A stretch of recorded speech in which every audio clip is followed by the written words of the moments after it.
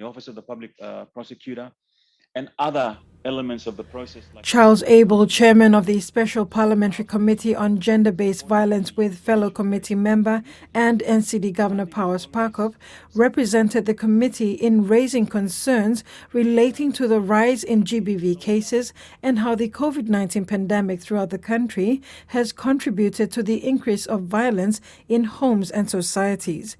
A public investment program submission for 37 million kina over 5 years was made by the Department of Community Development and Religion to set up the National GBV Secretariat in order to ensure that GBV crisis response and prevention activities are implemented throughout the country.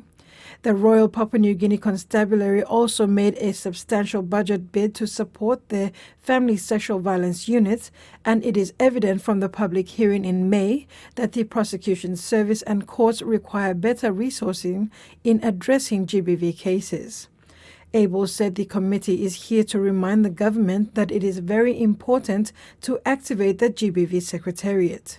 We continue to support the prosecution process with the Police Department and the Office of the Public Prosecutor, and other elements of the process like counselling or safe houses or supporting the provincial-based initiatives. Funding is always a critical element. It's very hard to get these things moving if the necessary financial resources are not allocated. Abel also made a strong statement against sorcery accusation-related violence, stating that prayer is key and to ask God to give us strength to do the right thing. Governor Parkop mentioned that of the committee's priority list of recommendations they hope the government will action includes the question of where the legislation for reserved seats for women was.